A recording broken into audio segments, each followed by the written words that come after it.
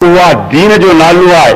ही क़ुरान करीम जेको तव्हांजे साम्हूं रखियो आहे, जेको लिखियलु क़ुरान करीम आहे, इन क़ुरान करीम जेको चयो सो मुहम्मद मुस्तफ़ा करे ॾेखारियो ऐं मुहम्मद मुस्तफ़ा उहो ई कमु कयो जेको क़ुरान मजीद चयो। समझ में आई ॻाल्हि? क़ुरान करीम जेका ॻाल्हि चई उहा मुहम्मद मुस्तफ़ा करे ॾेखारी ऐं जेको कमु मुहम्मद मुस्तफ़ा ज़िंदगी में कयो उहो ई कमु कयो जेको हिन क़ुरान शरीफ़ चयो। ही क़ुरान बि किताब आहे, पर क़ुरान करीम इल्मी किताब आहे। मुहम्मद मुस्तफ़ा जी ज़ात हुनजो अमली किताब आहे। ॿ किताब थिया, हिकिड़ो क़ुरान करीम थियो, ॿियो हज़रत मुहम्मद मुस्तफ़ा थियो। क़ुरान करीम अमली इल्मी किताब आहे, मुहम्मद मुस्तफ़ा अमली किताब आहे। क़ुरान करीम इहो अल्लाह जो हिकिड़ो मतन आहे, मुहम्मद मुस्तफ़ा उनजो शरह करण वारो ऐं शारे ऐं मुबय्यन आहे। इन्ना अंज़लना इलैका ज़िक्र लितुबय्यिन लिन्नास, ऐं नबी असां तो ते क़ुरान इनजे करे नाज़िल कयो ता त तूं माण्हुनि खे सम्झाईं। हे त वीचारा सिंधी वेठा आहिनि, परदेसी वेठा आहिनि, अनपढ़ल वेठा आहिनि, पर उहे मके ऐं मदीने शरीफ़ वारा जेके अरब हुआ जिन जे ॿोली में क़ुरान करीम नाज़िल थियो, इन्ना अंज़लना इलैका ज़िक्र, ऐं मुस्तफ़ा उहे बि क़ुरान तुंहिंजे सम्झाइण खां सवाइ सम्झी नथा सघनि। क़ुरान जे सम्झण जे अंदरि, पंहिंजे ज़िंदगी जे गुज़ारण जे अंदरि इंसान हर कम जे अंदरि कंहिंजो मोहताज आहे, चओ अल्लाह जे रसूल जो मोहताज आहे। जीअं अल्लाह जे रसूल कयो तीअं सही, जेका अल्लाह जे रसूल रोकियो उहो कमु नाजाइज़। मुंहिंजा अज़ीज़ दोस्तो ऐं मुस्लमान भाइरो, ही दीन इस्लाम जेको कलमो ला इलाहा इल्लल्लाह मुहम्मद रसूलुल्लाह जो पढ़ी असां क़बूल कयो आहे। सभु कलमो पढ़ो, सराशरी पढ़ो। जेको कलमो असां क़बूल कयो आहे, जेको दीन असां इख्तियार कयो आहे इस्लाम, इहो दीन अहिड़ो दीन आहे जेको ठहियल ठुकल तरीक़नि सां असां ताईं पहुतो आहे। इन दीन जे कंहिं तरीक़े बनाइण जी असांखे ज़रूरत कोन्हे। जेको बि अमल आहे उहो पैगंबर हिकिड़ो तरीक़ो करे पोइ असां ॾांहुं मोकिलियो आहे। असांजे फर्ज़ फ़क़ति एतिरो आहे त जंहिं तरीक़े सां जेको कमु पैगंबर कयो आहे पाण उन तरीक़े सां करियूं। बाक़ी दीन जे कंहिं बि कम में तरीक़े बनाइण जी असांखे ज़रूरत न आहे, छो त दीन ठहियल ठुकल तरीक़नि सां, बनियल तरीक़नि सां असां ताईं पहुतो आहे। मुस्नद अहमद में हदीस आहे, अहिड़ा मुना तवजो करियो। हज़रत अली रज़ी अल्लाह ताला अन्हु कूफे जे अंदरि ईद नमाज़ पढ़ाइण आयो, तॾहिं ठही त ईदगाह जे अंदरि ईद नमाज़ खां अॻु में हिकिड़ो माण्हू 2 रकात नमाज़ नफ़िल जोटियो बीठो। हज़रत अली सगोरे कहिड़ो कमु कयो, ईंदे शर्त हुन माण्हू जी नमाज़ तोड़े छॾियईं। ऐं ज़ाहिर ॻाल्हि आहे त जेकॾहिं को माण्हू नमाज़ पढ़ंदो हुजे, उनखे नमाज़ पूरी करण खां अॻु में तोड़ाए छॾिजे त उनखे ज़रूरु गुस्सो ऐं ज़रूरु कावड़ लॻंदी, त उहो कावड़जी पियो। छा चई? हदीस जा लफ़्ज़ अज़बु अला सलाती या अमीर अल मोमिनीन, चई अमीर अल मोमिनीन मूं बुरो कमु त कोन कयो, मूं नमाज़ बि पढ़ी, मूंखे नमाज़ पढ़ण जे करे अज़ाब त कोन थी आहे जो तो तोड़ाए छॾी। मूं त अल्लाह जो क़ुरान पे नमाज़ में पढ़ियो, अल्लाह जे अॻियां माण्हू झुकिस पे, ख़ुदा जे अॻियां रुकू पे कयो। तॾहिं हज़रत अली सगोरे जवाब ॾिनो, ला तो अज़बु अला सलातिका वलाकिन तो अज़बु अला मुखालफत रसूल। चई म्या नमाज़ पढ़ण जे करे अज़ाब कोन थींदो आहे, रसूलुल्लाह सल्लल्लाहु अलैहि वसल्लम जिन जे मुखालफत जे करे अज़ाब थींदो आहे। ही तुंहिंजो कमु पैगंबर जे कम जे ख़िलाफ़ हो, तंहिंजे करे इनखे नमाज़ न चइबो, इहो क़ाबिल अज़ाब हो। असां 10 साल हुज़ूर जे पोयां नमाज़ ईद जी पढ़ी आहे, पर कॾहिं बि हुज़ूर जिन ईद वारे ॾींहुं ईदगाह जे अंदरि नफ़िल त ठहियो, पर उन ई ॾींहुं इशराक बि कोन पढ़ियो त जेको कमु अल्लाह जे रसूल न कयो आहे उन जे करण जे करे अज़ाब थींदो, चाहे कहिड़ो कमु हुजे। हज़रत अली त सम्झाए छॾियो त दीन उन ॻाल्हि जो नालो आहे जेको कंहिं सम्झायो चओ अल्लाह जे रसूल सम्झायो। उन ॻाल्हि जो नालो चाहे चओ दीन तो अची बणिजे। जेकॾहिं उन जे ख़िलाफ़ इंसान को कमु कयो त उनखे दीन कंहिं क़िस्म जो न चइबो आहे। त हिदायत जो रस्तो ठहियल ठुकल तरीक़े सां अल्लाह जे रसूलनि वटां असां ताईं पहुतो आहे। सम्झनि, अल्लाह जल जलालू नबी मोकिलिया दुनिया जे अंदरि इन जे करे तव्हां त पैगंबर पाननि खे अल्लाह जो सम्झाइल रस्तो जेको आहे सो सम्झाइनि। हाणे असांजो फर्ज़ फ़क़ति एतिरो आहे त ज़िंदगी उन कम मुताबिक़ गुज़ारियूं जेको कमु अल्लाह जे रसूल असांखे सम्झायो। जेकॾहिं उन जे ख़िलाफ़ असां कमु कयो त उहो कमु जाइज़ कोन्हे। वापार जो तरीक़ो कहिड़ो, निकाह जो तरीक़ो कहिड़ो, शादी जो तरीक़ो कहिड़ो, मरणी जो तरीक़ो कहिड़ो, समझे, ऐं अहिड़े नमूने सां ॿन्नी पोखण जो तरीक़ो कहिड़ो, हुकूमत करण जो तरीक़ो कहिड़ो, हारियुनि खे हक़ ॾियण जो तरीक़ो कहिड़ो, माउ पीउ सां सुलूक जो तरीक़ो कहिड़ो, पाड़े वारनि सां सुलूक जो तरीक़ो कहिड़ो, नंढनि सां छा करणु घुरिजे, वॾनि जी कहिड़ी इज़त करणु घुरिजे, नमाज़ पढ़ण जो तरीक़ो कहिड़ो, रोज़े रखण जो कहिड़ो, हज करण जो तरीक़ो कहिड़ो, इहे सभु अल्लाह जे रसूल सम्झाया आहिनि। हर कमु जेको अल्लाह जे रसूल जे तरीक़े मूजिबि कयो वियो उहो कमु आहे सही। जेकॾहिं उन तरीक़े जे ख़िलाफ़ कयो वियो पोइ केतिरी बि उन कम ते महिनत कर उहो कमु सही न आहे। उहो कमु छा कोन्हे, चओ सही कंहिं क़िस्म जो कमु कोन्हे। कमु सही उहो आहे जेको मुहम्मद मुस्तफ़ा सल्लल्लाहु अलैहि वसल्लम जिन जे ज़ात मुक़द्दस कयो। सुन्नत उन कम खे चइबो आहे जेको पैगंबर जो तरीक़ो हुजे। उन तरीक़े जे ख़िलाफ़ जेको कमु आहे तंहिंखे सुन्नत न चइबो। हुज़ूर सल्लल्लाहु अलैहि वसल्लम जिन दीन जे हर हर शोबे जो, दीन जे हर हर कम जो ठहियल ऐं ठुकल तरीक़ो जेको आहे सो असां ते अची सम्झायो। उन तरीक़े मूजिबि ज़िंदगी गुज़ारण उहो तरीक़ो आहे हक़। उन तरीक़े जे ख़िलाफ़ ज़िंदगी गुज़ारण उहो तरीक़ो आहे ग़लति। उहो सही तरीक़ो जेको आहे सो कंहिं क़िस्म जो कोन्हे।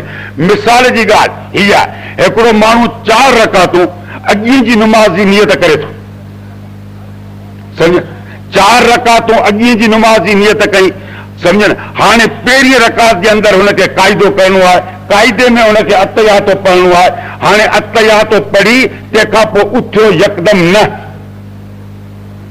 उथियो यकदमि न, पोइ वरी दुरूद शरीफ़ पढ़ियईं। केतिरा लफ़्ज़ पढ़ियईं, चई अल्लाहुम्मा सल्ली अला सय्यदना मुहम्मदिन, इहो चई तंहिंखां पोइ उथियो। त तव्हां सभु फ़िक़े जा किताब खोलियो त उन शख़्स ते सजदो साहब जो लाज़िम थी वेंदो। छा थी वेंदो, चओ सजदो साहब जो लाज़िम थी वेंदो। सजदो साहब जो लाज़िम तॾहिं थींदो आहे जॾहिं नुमाज़ में को वाजिब छॾे ॾे या फर्ज़ जे अंदरि ताख़ीर करे नुमाज़ में का कमताई थिए। हिते कमताई कहिड़ी हुई, घटिताई हिन कहिड़ी कई जो शरीयत चवे थी त सजदो साहब जो वाजिब आहे, ॿियो त कुझु बि कोन कई। अतयाते खां पोइ दुरूद जा 2 लफ़्ज़ पढ़ई, अल्लाहुम्मा सल्ली अला सय्यदना मुहम्मद, पर नबी सी फरमायो त कअन्नहु अला रज़फ़े, 2 रकातनि ते क़ाइदे करण खां पोइ, अतयाते करण खां पोइ ईअं तकिड़ो उथी वञ ॼण त तुंहिंजो पेर टांडे ते हुजे। देर कंहिं क़िस्म जी न कर। हिते चूंक थोरी देर तरसियो त हाणे खणी दुरूद बि पढ़ई, पर इहो कमु उन्हनि जो चूंक हुज़ूर जे तरीक़े जे ख़िलाफ़ हो, तंहिंजे करे सजदो साहब जो वाजिब। तव्हां फ़िक़े जा किताब खोलियो, कुदूरी खोलियो, कंज़ खोलियो, हिदाया खोलियो, कंहिं बि मज़हब वारे खां तव्हां पुछी सघो था त सजदो साहब जो वाजिब आहे या कोन्हे। सभु चवंदा सजदो साहब जो वाजिब। मालूम थियो त दीन उन कम जो नालो आहे जेको मुहम्मद मुस्तफ़ा सम्झायो। दीन कंहिंजो नालो आहे, चओ जेको मुहम्मद मुस्तफ़ा सल्लल्लाहु अलैहि वसल्लम सम्झायो। कलमो तव्हां पढ़ो सॼो, चओ सॼो कलमो पढ़ो, ला इलाहा इल्लल्लाह मुहम्मदुर रसूलुल्लाह, ला इलाहा इल्लल्लाह मुहम्मदुर रसूलुल्लाह सल्लल्लाहु अलैहि वसल्लम। बांग आहे जो नुमाज़ जे अंदरि माण्हू ऐलान करे थो, माण्हुनि खे पुकारे थो नुमाज़ जे लाइ त अल्लाहु अकबर अल्लाहु अकबर, अल्लाह जी ज़ात सभ खां वॾी आहे। इहा बांग अल्लाहु अकबर खां शुरू थई, किथे ख़तमु थई, चओ ला इलाहा इल्लल्लाह ते ख़तमु थई। ला इलाहा इल्लल्लाह अधु कलमे जो आहे या सॼो कलमो आहे, ॻाल्हायो।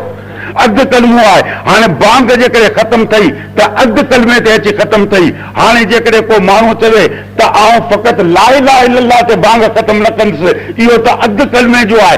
आउं सॼे कलमे ते कंदुसि, मुहम्मद रसूलुल्लाह ते बांग ख़तमु कंदुसि। सभिनी खां तव्हां पुछो त बांग इहा थई या कान थई?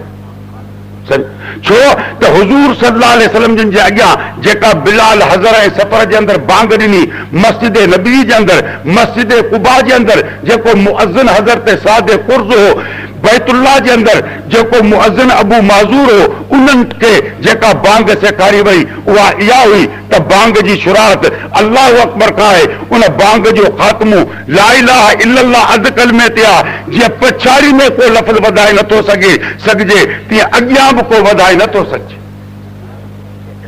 जी पछाड़ी में को लफ़्ज़ वधाए नथो सघिजे। त मुंहिंजो मतिलबु ही आहे त दीन हिकिड़ो ठहियल ठुकड़ तरीक़े जो नालो आहे, उन तरीक़े में तब्दील करणु, उन तरीक़े में फेर फार करणु, इहा आहे बिदअत। जेको तरीक़ो मुहम्मद मुस्तफ़ा सम्झायो आहे उहो तरीक़ो आहे सही।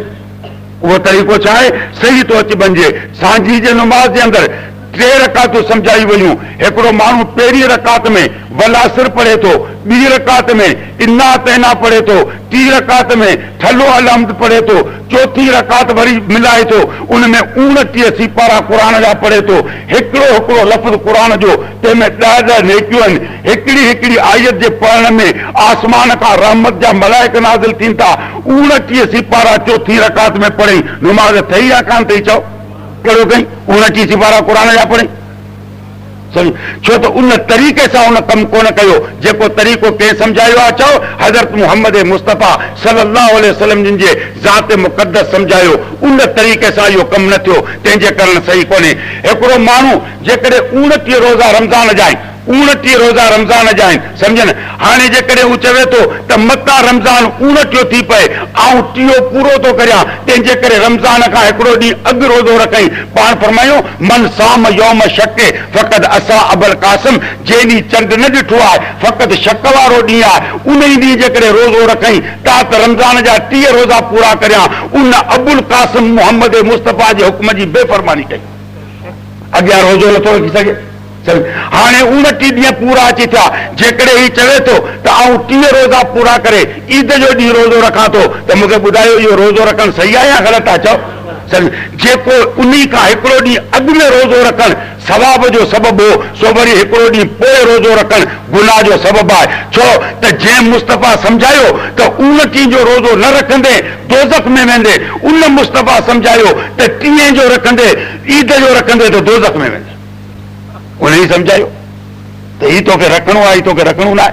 मालूम थियो त दीन उन तरीक़े जो नालो आहे जेको तरीक़ो कंहिं सम्झायो। चओ मुहम्मद मुस्तफ़ा सल्लल्लाहु अलैहि वसल्लम जिन जे ज़ात मुक़द्दस सम्झायो, हुज़ूर जिन सूरत जो तरीक़ो सम्झायो, लिबास जो तरीक़ो सम्झायो, खाधे जो तरीक़ो सम्झायो, शादी जो तरीक़ो सम्झायो, तोरन जो तरीक़ो सम्झायो, सभु तरीक़ो सम्झायो। सम्झनि हुज़ूर सल्लल्लाहु अलैहि वसल्लम जिन जे तरीक़े मुताबिक़ निकाह कयो वियो, उहो निकाह सुन्नत आहे। हुज़ूर जे तरीक़े मूजिबि तोर कया विया, उहे तोर सुन्नत आहिनि। असीं हिकिड़े फेल खे, हिकिड़े कम खे सुन्नत त चऊं था, पर उनजो तरीक़ो सुन्नत वारो अख़्तियार नथा करियूं। तोर करणु सुन्नत बराबरि, तोर करणु चाहिनि। चओ सुन्नत था अची वञनि, पर उन सुन्नत जो तरीक़ो उहो आहे जीअं हुज़ूर जिन हसन ऐं हुसैन जा तोर कराया, तीअं तोर कराया वञनि। पर हिकिड़ो माण्हू कार्ड छपाए थो, वॾा भत करे थो, दोल ऐं शरनायूं करे थो, उनखे जेकॾहिं चओ त ही छा थो करीं, जे तोर ऐं सुन्नत जो कमु थो करियां, त इन सुन्नत खे तो सुन्नत करे अदा कंहिं क़िस्म जो न कयो, सुन्नत जे ख़िलाफ़ कमु अची कयो। इहो त हुज़ूर जिन पंहिंजे ज़माने में पंहिंजे ॾोटनि जा बि तोर कराया आहिनि, जंहिंमें न को शरनाई आहे, न को भत आहे, न को दोल धमाको आहे, न को कार्ड आहे, न को घोर जो छपाइण आहे। जेकॾहिं तो इहा सॼी इज़त सुन्नत खे ॾिनी आहे, त सुन्नत हिकिड़ो तोर थोरी आहिनि। बग़ल जा कूड़ाणी जेको आहे सो बि सुन्नत आहे, त पोइ तोरनि ते कार्ड छपाइणा पवंदा, त बग़लनि जे छेड़ ते बि कार्ड छपाइणा पवंदा। हिकिड़ो माण्हू मसरनि जी ॻाल्हि हेॾा आहे, हिकिड़ो माण्हू उनजो पुटु आहे, शादी कई, घोर वठी लाथई, घोर वठी लाथई, सम्झ या पुटु नंढड़ो आहे, तोर करे घोर वठी लाथई। पर हिकिड़ो जेकॾहिं कंहिंजो पुटु बि कंहिं क़िस्म जो कोन्हे, सदाई घोरूं पियो भरे, आख़िर उहो माण्हुनि मां वसूली कीअं करे? उहो ईअं कंदो बाबा हो 2 सुनतूं त मूं वटि आहिनि कोन, ही 3 सुनत आहे, तुंहिंजा कार्ड थो छपायां, मूंखे घोर ॾियो। उनजो तरीक़ो त इहो वञी थियो। पर इहा त असांजी पंहिंजी ॻाल्हि वञी थी, इहो पंहिंजो तरीक़ो वञी थियो, ॿियो तरीक़ो कंहिं क़िस्म जो न थियो। पर तव्हां यादि रखो त सुन्नत सां जेको कमु कयो वेंदो आहे उन में बरकत हूंदी आहे। सुन्नत जे ख़िलाफ़ जेको कमु कयो वेंदो आहे उन मां तव्हां लख रुपया ख़र्च करे दुनिया जूं सभु ॻाल्हियूं घुरायो, ऐं चैलेंज थो करियां तव्हांखे अॼु हिन वाइस जे अंदरि, सम्झनि लख रुपयनि खां पोइ उन शादी मां जेको औलाद पैदा थींदो, माउ ऐं पीउ जी बेइज़ती कंदो। मां ऐं पीउ जी इज़त ऐं वक़ार हुन जे दिलि में न हूंदो। मूंखे वाक़ियो यादि आहे, अमीर अमानुल्लाह ख़ान पंहिंजे पुट खे फ़ौज ॾेई जॾहिं लड़ाई ते मोकिलियो, तॾहिं सियागिन रिपोर्ट ॾिनी त तुंहिंजो पुटु मैदान छॾे भॼी वियो आहे। बादशाह जेको आहे सो शर्मिंदो थी वियो त पुटु मुंहिंजी ख़्वारी करे करी घरवारी खे चई, घरवारी चयो बादशाह सियागिन जे रिपोर्ट ते न लॻ, पुटु या गाज़ी थींदो या शहीद थींदो, भाॼोड़ कोन थींदो। 15 ॾींहनि खां पोइ बादशाह खे मुबारकबाद मिली त तुंहिंजे पुट मुल्क फतह कयो आहे। हाणे घरवारी खां पुछई त सियाइती जेके दुनिया में हलिया पिए तुंहिंजी रिपोर्ट हिकिड़ी, तुंहिंजी रिपोर्ट ॿी सोचो। तॾहिं चई बादशाह मूंखे ॿियो त को पतो कोन्हे, ॼमण खां वठी सम्झ जेसि ताईं थञ जो टेम हो तेसि ताईं कॾहिं बि हिन पुट खे मूं बिना वुज़ूअ जे थञ कान प्यारी। मूं ॾिठो त अहिड़ो पुटु जेके बिना वुज़ूअ जे मूं थञ न प्यारी आहे या शहीद थींदो या गाज़ी थींदो, भाॼोड़ साबित कोन थींदो। छा कोन थींदो चओ? भाॼोड़ साबित कोन थींदो। अॻे त उहे अम्माऊं अॼियूं हूंदियूं हुयूं जेके वुज़ू करे बचे खे थञ प्यारींदियूं, बच्चो फरमान बरदार थींदो। 2 पाटियूं अटे जूं हज़रत फातिमा पीअंदी हुई त 1.5 सिपारो दौर जो बि करे वठंदी हुई। तबारक लज़ी खां शुरू थींदा हुआ, 2 सिपारा क़ुरान जा पूरा थिया, 2 पाटियूं अटे जूं पीजी वयूं। मूंखे ॿुधायो उन अटे में बरकत कहिड़ी? पीअण वारी फातिमा हुजे, पढ़ंदड़ क़ुरान हुजे, सम्झनि हथ सां उन हिकिड़ी मानी मां जेकॾहिं सॼो राज खाई वञे त बि उहा मानी जेका आहे सभु बची पवंदी। अॼु त घरनि जी हालत ई अजीब क़िस्म जी आहे। असांजो सुन्नत ते आले सुन्नत आहियूं, पर घरनि में रेडियो रखियो आहे, टीवी रखी आहे, VCR रखी आहे। जेका अॻे राति जो झंड पीअंदी हुई तंहिंखे अटो पियायो था अचो ॾियूं, अॻे क़ुरान पढ़ंदी तंहिंजे अॻियां टीवीअ सां अची रखी आहे।